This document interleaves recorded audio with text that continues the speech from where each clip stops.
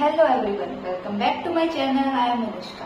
इस वीडियो में हम क्लास 12 ज्योग्राफी का चैप्टर नंबर 6 सेकेंडरी एक्टिविटी का एक और टॉपिक पढ़ेंगे, क्लासिफिकेशन ऑफ इंडस्ट्रीज। इस वीडियो में हम क्लासिफिकेशन जो है इंडस्ट्रीज का वो पढ़ेंगे। इससे पहले इंडस्ट्रीज क्या होती है, सेकेंडरी एक्टिविटी क्या होती है, secondary activity is equal to industries, ये मैंने आपको बिल्कुल पहले वीडियो में क्लियर कर दिया था कि सेकेंडरी एक्टिविटीज में हम सब कुछ डिटेल में इंडस्ट्रीज के बारे में पढ़ेंगे। इंडस्ट्रीज क्या होती है, कैरेक्टरिस्टिक्स क्या होती है इंडस्ट्रीज की, what are the factors which effect the location of industries, क्या क्या फैक्टर्स होते हैं जो इंडस्ट्री की लोकेशन को इफेक्ट करते हैं, ये सब कुछ हम पढ़ चुके हैं। अब हम पढ़ेंगे इंडस्ट्रीज का क्लासिफिकेशन कि different types of industries on the different basis, कि अलग अलग टाइप्स की इंडस्ट्रीज बना दी, उनके बेसिस के बेस पे उनके वर्किंग बिहेवियर को देख के अलग अलग टाइप्स पे अलग अलग इंडस्ट्रीज बना दी। वो कौन सी है वो हम पढ़ेंगे। आज हम ये फ्लो चार्ट पढ़ेंगे, क्लासिफिकेशन ऑफ इंडस्ट्रीज, फिर इसके बारे में डिटेल में हर इंडस्ट्रीज के बारे में हमें डिटेल में पढ़ना है। स्मॉल स्केल इंडस्ट्रीज के बारे में भी डिटेल में पढ़ेंगे, हाउस होल्ड में भी, लार्ज स्केल में भी, और ये सारी इंडस्ट्रीज जो भी मैंने लिखी हुई है इस ब्लैक बोर्ड पे वो सब कुछ हम डिटेल में पढ़ेंगे। हर इंडस्ट्री को हम डिटेल में पढ़ेंगे एक एक इंडिविजुअल वीडियो के अंदर, ठीक है। अभी this is a flow chart जो क्लासिफिकेशन ऑफ इंडस्ट्रीज से रिलेटेड अगर आपके पास क्वेश्चन आता है तो आपको ये फ्लो चार्ट बना के आना है। आपको पता होना चाहिए कि इंडस्ट्रीज किस तरीके से क्लासीफाई है, कौन कौन से बेसिस पर इंडस्ट्रीज क्लासीफाई है। सबसे पहले साइज के बेसिस पर, साइज के बेसिस पर मेनली हमारे पास 3 इंडस्ट्रीज है। स्मॉल स्केल इंडस्ट्रीज उनके साइज के बेसिस यानी कि कितने बड़े एरिया में लगी हैं उसके बेसिस पर हमने 3 इंडस्ट्रीज को डिवाइड कर दिया, small scale industries, house hold industries and the large scale industries. Large scale industry generally large area में लगेगा, नाम से ही आपको समझ में आ रहा हो कि लार्ज स्केल इंडस्ट्री यानी कि बहुत बड़े एरिया में लगी होगी। पहले आपको बहुत बड़ा एरिया खरीदना पड़ेगा, फिर गवर्नमेंट से लाइसेंस लेना पड़ेगा उस एरिया में इंडस्ट्रीज लगाने के लिए। और जब आप बड़े एरिया में इंडस्ट्री खोल रहे हो, बड़ा एरिया आपने कोई बड़ी इंडस्ट्री खोलने के लिए तो ऑब्वियस सी बात आपकी इंडस्ट्री भी बड़ी होगी। ज्यादा बड़ी इंडस्ट्री होगी तो ज्यादा वर्कर हायर करोगे, ज्यादा वर्कर हायर करोगे तो ज्यादा कैपिटल इन्वेस्टमेंट होगी, और अगर आप लार्ज लेवल पे प्रोडक्शन कर रहे हो तो टेक्नोलॉजी भी आपको चाहिए होगी।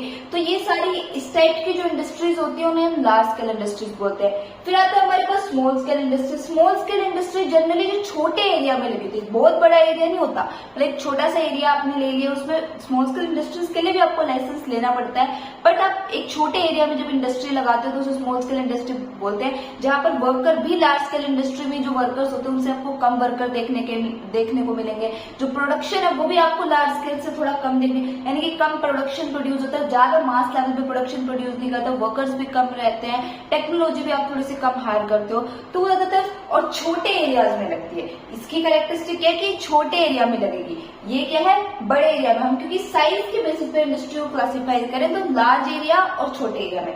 और फिर आपके पास एक और टाइप ऑफ इंडस्ट्रीज आती है, हाउस होल्ड इंडस्ट्रीज या फिर cottage industries.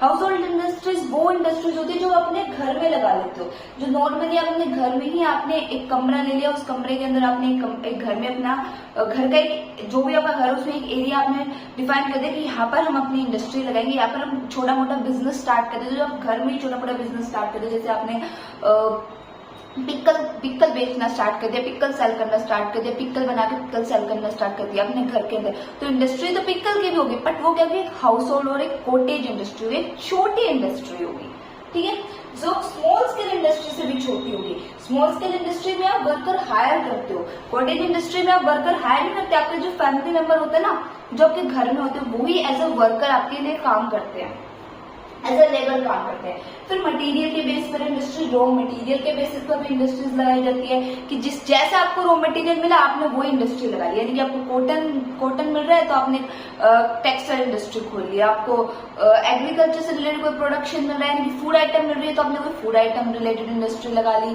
Chemical as a raw material use करो तो आपने केमिकल से जैसे कि जो पैरामेचुअल्स यानी कि जो मेडिसिन बनाने वाली इंडस्ट्रीज लगा ली, यानी कि आपके रॉ मटेरियल के बेसिस पर आपने इंडस्ट्रीज लगा ली, यानी कि जो आपका रॉ मटेरियल है उसी को आपने एज अ प्रोडक्शन करा, उसी का आपने प्रोडक्ट बना दिया, ठीक है।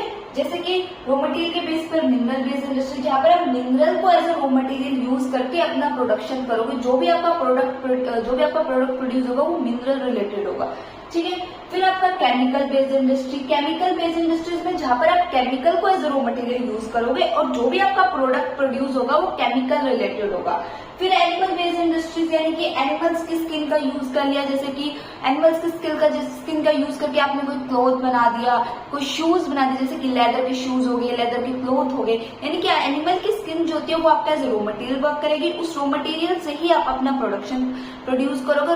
वो रॉ मटेरियल आपका मेन इंग्रेडिएंट रहेगा, जो भी आपका मेन प्रोडक्ट बनेगा, ठीक है, उस इंडस्ट्री के अंदर। जैसे कि केमिकल बेस्ड इंडस्ट्रीज में तो केमिकल की स्किन होगी, केमिकल की बोन्स होगी, इनका यूज करके आपने कोई भी प्रोडक्शन करा, कोई भी प्रोडक्ट बनाया, ठीक है, जहां पर आपका chemical as a animal as raw material use होता है। फिर फॉरेस्ट बेस्ड इंडस्ट्री में जहां पर आप फॉरेस्ट के आइटम्स का यूज करके कोई भी प्रोडक्ट का प्रोडक्शन करते हो, जहां पर forest as a raw material use करते हैं, जो फॉरेस्ट के जो प्रोडक्ट होते हैं वो आपके लिए एज अ रॉ मटेरियल का काम करते हैं।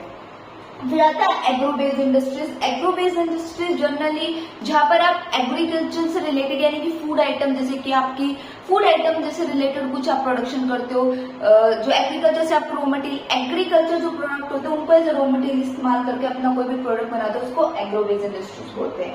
फिर आता है आपके पास इंडस्ट्रीज का classification on the basis of output. Output मतलब कहते हैं हमने इनपुट डाला, बदले में हमें आउटपुट मिला।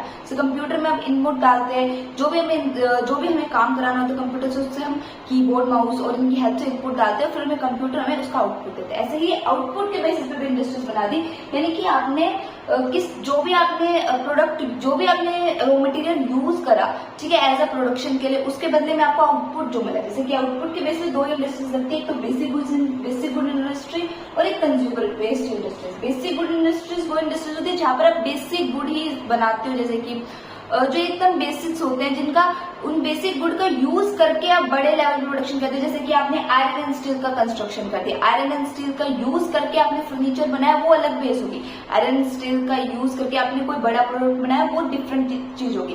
बट एक आयरन एंड स्टील को बनाना है, कि आयरन एंड स्टील एक बेसिक हो गया, वो आप आयरन एंड स्टील आपके लिए तो आपका प्रोडक्शन हो गया, बट वही आयरन एंड स्टील किसी और इंडस्ट्री के लिए, जैसे कि लार्ज स्केल इंडस्ट्री के लिए एज रॉ मटेरियल वर्क करेगा, ठीक है, वो उस आयरन एंड स्टील का यूज करके, जैसे कि जो लार्ज स्केल इंडस्ट्री होगी वो उसी आयरन एंड स्टील का यूज करके, जो आपके लिए आपका प्रोडक्शन है उसका इस्तेमाल करके, उसके लिए वो रॉ मटेरियल होगा, जो लार्ज स्केल इंडस्ट्रीज होगा उसको यूज करके कोई भी आयरन से रिलेटेड प्रोडक्ट बना देगी। जैसे कि हमारे आयरन एंड स्टील में घर में बहुत से यूटेंसिल जैसे कि स्टील के यूज होते हैं, ठीक है, आपने स्टील बना दिया, बेसिक गुड इंडस्ट्री में स्टील बन गया, बट उस स्टील से यूटेंसिल जो बनाएगी वो हमारी लार्ज स्केल इंडस्ट्रीज बनाएगी, ठीक है। तो दोनों अलग अलग है। यहाँ पर आप बेसिक गुड बना देते हो, जो बेसिक रॉ मटेरियल होते हैं, जो बाद में इंडस्ट्रीज यूज करती है, बड़ी इंडस्ट्रीज होगी, जो छोटी इंडस्ट्रीज होगी यूज करती है, वो जो बेसिक रॉ मटेरियल्स बना के आप देते हो, वो बेसिक गुड इंडस्ट्रीज में बनती है, ठीक है। फिर कंज्यूमर बेस्ड इंडस्ट्रीज वो इंडस्ट्री होती है जो डायरेक्टली जो प्रोडक्शन करती है, जो सीधा कंज्यूमर खरीदता है। जैसे कि पिकल इंडस्ट्री होगी,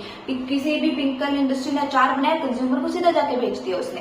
बट एक इंडस्ट्री होगी जहां पर आपने आयरन एंड स्टील का कंस्ट्रक्शन करा, आयरन एंड स्टील को बनाया, ठीक है, तो वो आयरन एंड स्टील आप डायरेक्टली मार्केट में जाके नहीं सेल कर सकते, क्योंकि iron and steel directly market में नहीं बिकेगा। बट उस आयरन एंड स्टील की हेल्प से आप स्टील के कोई बर्तन बना दो, आयरन की हेल्प से कोई आयरन की अलमारी बना दो, मतलब कुछ भी बना दो, तो वो मार्केट में जाके बिकेगा, ठीक है। तो एक तो कंज्यूमर बेस्ड इंडस्ट्री, जो डायरेक्टली जो भी आपने प्रोडक्शन प्रोड्यूस करो सीधा आप कंज्यूमर को बेच सकते हो। यहाँ पर आप बेसिक गुड इंडस्ट्रीज में आप सीधा कंज्यूमर को नहीं बेच सकते, आप पहले लार्ज स्केल इंडस्ट्री तक पहुंचाओगे। कोई इंडस्ट्री आपसे खरीदेगी एज अ रॉ मटेरियल, उसके लिए वो उसका रॉ मटेरियल यूज होगा, फिर आप उसको बेच सकते हो, ठीक है। यहाँ पर कंज्यूमर बेस्ड इंडस्ट्री में डायरेक्टली कंज्यूमर को सेल करें, यहाँ पर हम डायरेक्टली कंज्यूमर को सेल नहीं करते। मैं डिफरेंस बता रही हूँ आपको बेसिक गुड इंडस्ट्रीज और कंज्यूमर बेस्ड इंडस्ट्रीज में। कंज्यूमर बेस्ड इंडस्ट्री में डायरेक्टली आपको मार्केट में भी नहीं जाने की जरूरत नहीं, कंज्यूमर आपसे डायरेक्टली भी कंज्यूम कर सकता है, आपकी इंडस्ट्री में आके खरीद सकता है, ठीक है। बट बेसिक गुड इंडस्ट्री में आप डायरेक्टली मार्केट में जाके अगर कंज्यूमर को नहीं सेल कर सकते, आप क्या करोगे, अपना गुड किसी बड़ी इंडस्ट्री को सेल करोगे। क्यों? बड़ी इंडस्ट्री के लिए वो भी जो आपने जो प्रोडक्ट बनाया वो उसके लिए उसका रॉ मटेरियल यूज होगा एज अ जो बाद में प्रोडक्ट बनाने वाली है, फिर बाद में जिस भी चीज का वो प्रोडक्शन करने वाली है, ठीक है।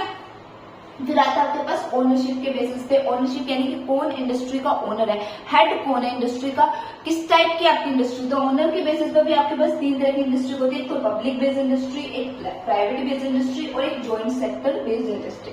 पब्लिक बेस्ड इंडस्ट्रीज वो इंडस्ट्रीज होती है जो जर्नली गवर्नमेंट बेस्ड इंडस्ट्री, जो गवर्नमेंट हायर करती है, जो जिनका हेड ज्यादातर जो गवर्नमेंट जो इंडस्ट्रीज चलाती है उन्हें पब्लिक बेस्ड इंडस्ट्री बोलते हैं। प्राइवेट इंडस्ट्री जैसे कि आपकी अमूल हो गई, टाटा होगी, या फिर प्राइवेट बेस्ड इंडस्ट्री यानी कि जो इनका हेड रहता है वो एक प्राइवेट इंडिविजुअल हेड रहता है, एक ही ओनर रहता है इसका, और उस ओनर ने ये इंडस्ट्री खोली होती है और वो अपनी जो भी उस इंडस्ट्री में जो रूल एंड रेगुलेशन वो ओनर ही डिसाइड करता है। पब्लिक बेस्ड इंडस्ट्री गवर्नमेंट ने खोली होती है, तो जो भी उसमें रूल एंड रेगुलेशन हुआ, कितना प्रोडक्शन करना है, कौन सा प्रोडक्शन करना है, कैसे प्रोडक्शन करना है, सब कुछ गवर्नमेंट डिसाइड करती है। यहाँ पर वो जो इंडिविजुअल जिसने वो इंडस्ट्री खोली है वो ही डिसाइड करेगा कितना प्रोड्यूस करना है, कैसे प्रोड्यूस करना है, क्या क्या मटेरियल यूज करना है, सब कुछ प्राइवेट ओनर डिसाइड करेगा।